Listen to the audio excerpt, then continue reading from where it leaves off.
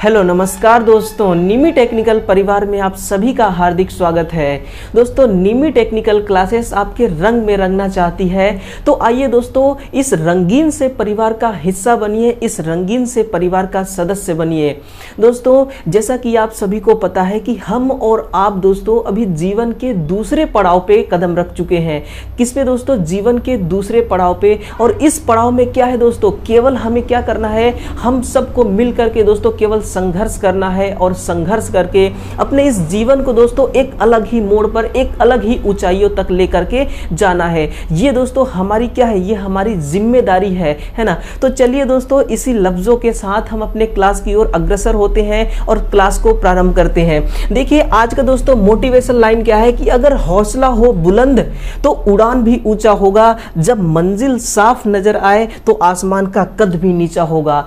दोस्तों, आपके हौसले के आगे ना आसमान भी दोस्तों अपना सर झुका लेता है। बस दोस्तों क्या करना है, आपको केवल अपने हौसले के दम पे दोस्तों आपको अपना उड़ान भरना है और आप जीतेंगे दोस्तों, और आप अपने उड़ान में सक्सेस भी होंगे। अगर दोस्तों आपके हौसले में दम है तो आप जरूर दोस्तों अपने जीवन में कामयाब जरूर होंगे, है ना। तो देखिएगा आज दोस्तों आपके लिए क्या प्रश्न है। आज दोस्तों आपके लिए देखिए मोस्ट इंपोर्टेंट प्रश्न है, जो कि बिल्कुल ट्रेंडिंग क्वेश्चन है दोस्तों। पढ़िएगा, उच्च वोल्टेज ट्रांसमिशन लाइन में पृथ्वी चालक का प्रयोग किया जाता है। ऑप्शन क्या है दोस्तों? लाइन के समांतर में, टावर के निचले हिस्से से, टावर के मध्य से, टावर के ऊपरी हिस्से से।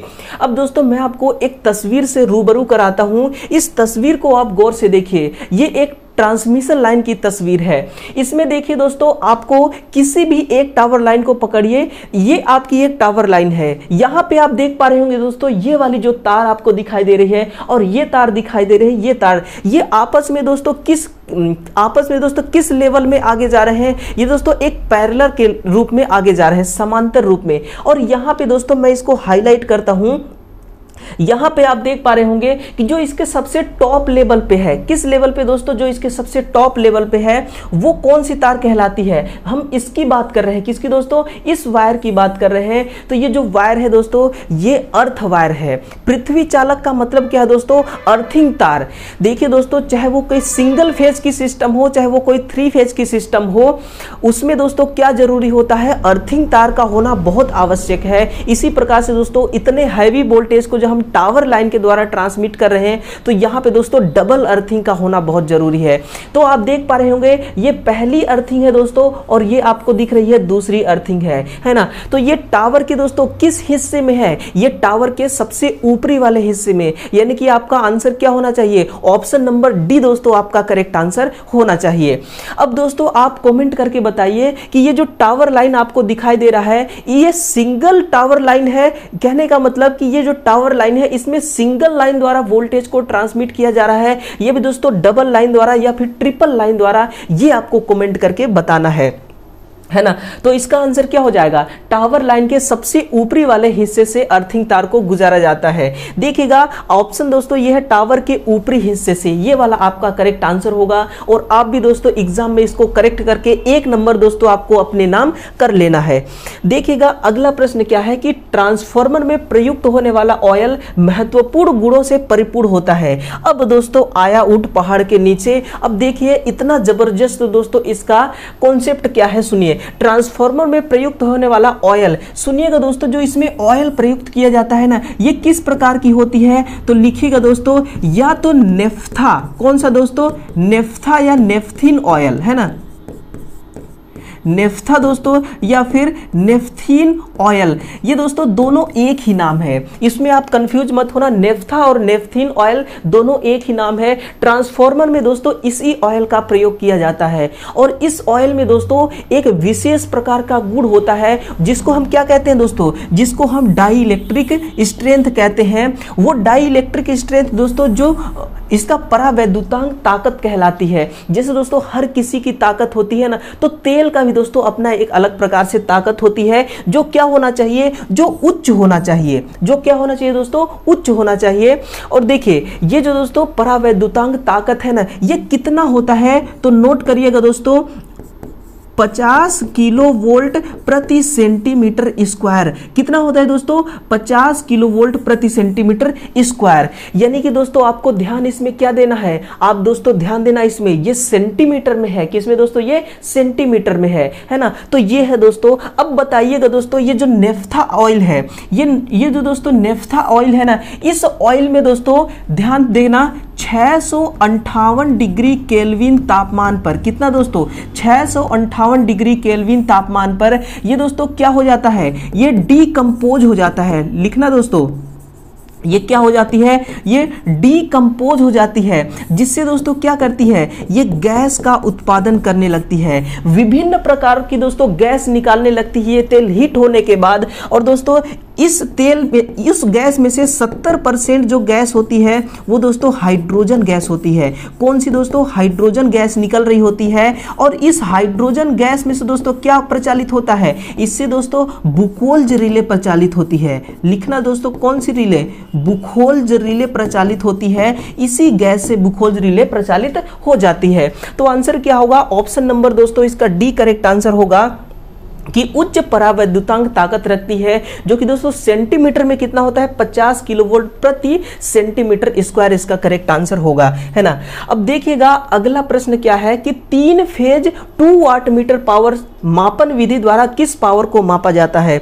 आज दोस्तों बिल्कुल मैं दोस्तों क्वेश्चनों को ना मैं खुद रखता हूं दोस्तों, और आपकी एग्जाम को ध्यान में रखते हुए क्वेश्चन को आपके सामने लाता हूं, जो कि दोस्तों जिस क्वेश्चन का पूछे जाने का ना पूरा दोस्तों संभावना होता है। और जो क्वेश्चन आपको अकेले दोस्तों, क्वेश्चन तो एक रहे लेकिन कॉन्सेप्ट आपको दोस्तों अकेले 5 से 6 कॉन्सेप्ट क्लियर कर दे, ऐसे प्रश्नों को मैं लाने की ज्यादा कोशिश करता हूं। आप भी दोस्तों कमेंट कीजिएगा, क्या दोस्तों ये प्रश्न आपको पसंद आया? यकीन है जरूर पसंद आया होगा। देखिएगा क्या क्वेश्चन है कि 3 फेज 2 वाट मीटर पावर मापन विधि द्वारा किस पावर को मापा जाता है। क्या वो दोस्तों एक्टिव पावर है, क्या आरएमएस पावर है, क्या तात्क्षणिक पावर है, क्या ईएमएफ पावर है? तो सुनना दोस्तों, 3 फेज 2 वाट मीटर विधि द्वारा जब आप पावर को मापते हैं तो एक्टिव पावर को मापते हैं। किसको दोस्तों? एक्टिव पावर को मापा जाता है ना। किसको दोस्तों? एक्टिव पावर को मापा जाता है। अब ध्यान देना दोस्तों, अगर मैं आपसे ये कह दूं दोस्तों कि जो आपकी रिएक्टिव पावर होती है, कौन सी दोस्तों? नोट करना, जो आपकी रिएक्टिव पावर होती है, ये रिएक्टिव पावर क्या करती है ना। रिएक्टिव पावर होती है, रिएक्टिव पावर का काम क्या होता है? तो आप लिखना दोस्तों, रोटेटिंग मैग्नेटिक फील्ड उत्पन्न करने के लिए। क्या दोस्तों? रोटेटिंग चुंबकीय क्षेत्र उत्पन्न करने के लिए हम इसका प्रयोग करते हैं। यानी कि रोटेटिंग मैग्नेटिक फ्लक्स कौन सी पावर उत्पन्न करती है दोस्तों? ये रिएक्टिव पावर। और एक्टिव पावर का मापन हम कहां पे करते हैं दोस्तों? 3 फेज 2 वाट मीटर मापन विधि द्वारा। अब सुनना दोस्तों, ये जो आपकी एक्टिव पावर मापने की ये जो विधि अपनाई जा रही है ना, इस विधि में दोस्तों करंट कॉइल कितनी होती है? यानी कि इसमें दोस्तों जो मीटर यूज लेते हैं वाट मीटर, इसमें करंट कॉइल कितनी होती है? तो आप लिखना दोस्तों, इसमें जो करंट कॉइल होती है ना, जिसको हम क्या कहते हैं? जिसको दोस्तों हम सीसी के नाम से जानते हैं। तो ये जो कॉइल होती है दोस्तों, ये 2 कॉइल होती है। इसमें कितने कॉइल होते हैं? 2 कॉइल होते हैं। और जो पीसी होती है दोस्तों, पीसी की भी कितने कॉइल होती है? 2 कॉइल पीसी की भी होती है। अब सुनना दोस्तों, अगर एग्जाम में ये पूछ लिया जाए कि जो करंट कॉइल होती है ना, इस कॉइल का प्रतिरोध कितना होता है? करंट कॉइल का प्रतिरोध लिखिएगा दोस्तों, करंट जो आपकी कॉइल होती है ना, इस कॉइल का जो प्रतिरोध होता है वो प्रतिरोध कैसा होना चाहिए? तो इसका जो प्रतिरोध है दोस्तों निम्न होना चाहिए, है ना। अगर दोस्तों एग्जाम में पूछ ले कि निम्न क्यों होना चाहिए, अगर प्रतिरोध को हम उच्च रख दें तो क्या होगा, है ना। तो नोट करना दोस्तों, अगर उच्च प्रतिरोध को हम रख देते हैं, है ना, अगर प्रतिरोध का मान उच्च कर देते हैं तो क्या होगा दोस्तों? जो आई स्क्वायर आर लॉस है ना, ये बढ़ जाएगी। क्या होगी दोस्तों? ये आई स्क्वायर आर लॉस बढ़ जाएगी, जिससे नुकसान क्या होगा? जिससे नुकसान होगा दोस्तों कि इसमें करंट ड्रॉप होने लगेगी। क्या होगी? करंट दोस्तों ड्रॉप हो जाएगी, जिससे हीट उत्पन्न होगी। क्या होगी दोस्तों? हीट उत्पन्न होगी, जिसको आप क्या कहते हैं? उष्मा। और दोस्तों जब हीट उत्पन्न होगी ना, तो ये जो दोस्तों जो वाट मीटर आप काम में ले रहे हैं, ये क्या करेगा? एरर उत्पन्न करेगा। क्या करेगा दोस्तों? ये एरर उत्पन्न करेगी, यानी कि त्रुटि उत्पन्न करेगी। इसके द्वारा जो एक्टिव पावर को मापा जा रहा है वो दोस्तों वास्तविक एक्टिव पावर को ये नहीं दर्शा पाएगी, एरर उत्पन्न करेगी। इसीलिए दोस्तों क्या है, करंट कॉइल का प्रतिरोध हमेशा निम्न रखा जाता है ना। उम्मीद है दोस्तों हर क्वेश्चन आपको समझ में आता होगा, और साथ ही साथ आपको क्या करना है, आपको भूलना नहीं है दोस्तों, इस क्लास को भी शेयर करते रहना है ना, और लाइक करना दोस्तों जरूर, क्योंकि दोस्तों कॉन्सेप्ट देख रहे हैं, कॉन्सेप्ट बहुत अच्छा है दोस्तों, हर क्वेश्चन का कॉन्सेप्ट आपको क्लियर होता होगा, ऐसा दोस्तों मैं एहसास कर पा रहा हूं। इसी के साथ में देखना कि स्लिप रिंग चुंबकन मोटर में समाहित गुण को देखकर पसंद किया जाता है जब वो कौन सी कंडीशन है दोस्तों कि हम पसंद करते हैं इसको, उच्च रनिंग घुमाव बल की जरूरत होती है तब, या निम्न दक्षता की जरूरत होती है तब, या उच्च प्रारंभिक घुमाव बल की जरूरत होती है तब, या उपरोक्त सभी। तो सुनना दोस्तों, इसका आंसर क्या होगा, ऑप्शन नंबर सी, उच्च प्रारंभिक घुमाव बल की जरूरत होती है तब हम क्या करते हैं, तब दोस्तों स्लिप रिंग चुंबकन मोटर का प्रयोग करते हैं। ये जो स्लिप रिंग चुंबकन मोटर है, ये दोस्तों कौन सी मोटर है, ये दोस्तों 3 फेज की भी होती है और ये सिंगल फेज की होती है, लेकिन दोस्तों हम यहाँ केवल किसकी बात कर रहे हैं, हम यहाँ सिंगल फेज की बात कर रहे हैं। किस मोटर की, सिंगल फेज मोटर की हम बात कर रहे हैं। अब सुनना दोस्तों, अगर मैं आपसे कहूं कि इस मोटर में प्रारंभ में उच्च घुमाव बल आता कहां से है, तो आप लिखना दोस्तों, इसका जो कारण है ना, लिख लेना दोस्तों, इसका जो कारण है वो क्या है, रोटर वाइंडिंग में दोस्तों क्या कनेक्ट कर देते हैं, जो इसकी रोटर वाइंडिंग होती है ना, इसमें क्या कनेक्ट कर दिया जाता है, प्रतिरोध कनेक्ट कर दिया जाता है ना। अगर आपसे पूछा जाए कि किस प्रकार का प्रतिरोध, तो आप लिखना ये बाह्य प्रतिरोध होता है। कौन सी प्रतिरोध दोस्तों, बाह्य प्रतिरोध, लेकिन इसमें क्या होता है, ये दोस्तों परिवर्तित मान का प्रतिरोध होती है। किस मान का, ये परिवर्तित मान वाली प्रतिरोध होती है ना। ये प्रतिरोध क्या करती है, ये प्रतिरोध स्टार्टिंग में दोस्तों जो घुमाव बल है ना, उसको क्या करती है, उसको दोस्तों ये बढ़ा देती है। यही कारण है कि उच्च प्रारंभिक घुमाव बल हमें प्राप्त हो जाता है इस मोटर से। अब सुनना दोस्तों, इसके लॉजिक को सुनना कि जो ये प्रतिरोध है दोस्तों, ये और नुकसान क्या पहुंचाती है, तो लिखना दोस्तों, इसका नुकसान ये है कि ये दक्षता को घटा देती है। क्या करती है दोस्तों, दक्षता को घटा देती है। अगर आप पूछेंगे कैसे घटाती है दोस्तों, जब प्रतिरोध का मान उच्च होता है, लिख लेना दोस्तों, जब प्रतिरोध का जो मान है ना, ये मान जब अगर उच्च हो गया तो कॉपर लॉस बढ़ जाता है। क्या बढ़ जाता है, कॉपर हानि बढ़ जाती है, और ये कॉपर हानि क्या उत्पन्न करती है, उष्मा उत्पन्न करती है, जो कि मोटर के कहाँ प्रभाव डालती है, डायरेक्ट ये दोस्तों मोटर के दक्षता में प्रभाव डालती है। किसमें, मोटर की जो दक्षता होती है ना, उसमें प्रभाव डालती है, ये डायरेक्ट इसकी दक्षता को कम कर देती है। फिर आप कहेंगे कि ऑप्शन नंबर बी भी इसका सही होना चाहिए, तो बिल्कुल ऑप्शन नंबर बी सही होगा। निम्न दक्षता की जरूरत होती है, वहां पे भी हम इसका प्रयोग करते हैं, है ना। तो आंसर दोस्तों ए और बी दोनों इसका करेक्ट आंसर होगा।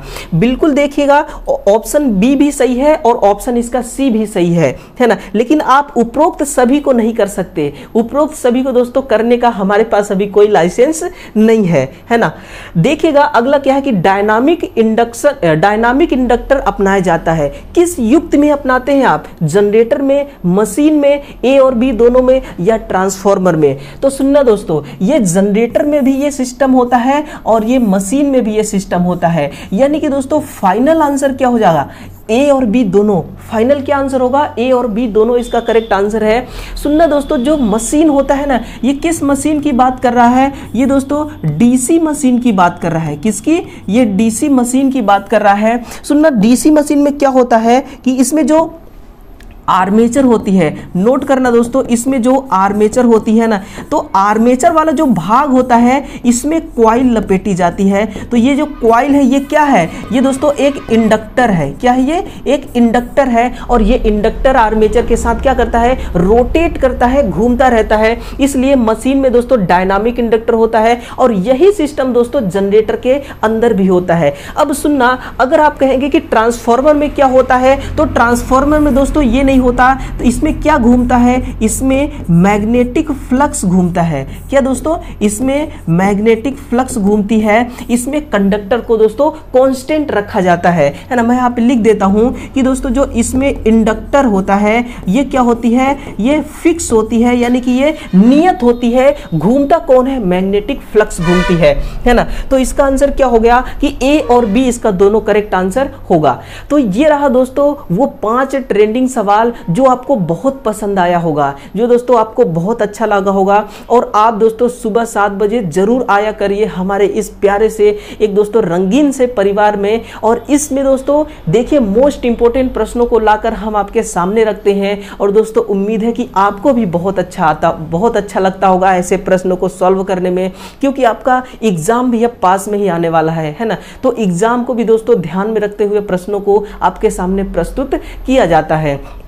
तो चलिए दोस्तों कल सुबह फिर से मिलते हैं और इसी प्रकार से दोस्तों अपने से बड़ों के सामने मस्तक झुकाते हुए अपने जीवन में लगातार आगे बढ़ते रहिए। पता है दोस्तों, बड़ों के सामने शीश झुकाने से ना, बड़ों के सामने दोस्तों शीश झुकाना दुनिया का सबसे बड़ा काम होता है। मैं तो इस काम को सबसे महान काम मानता हूं।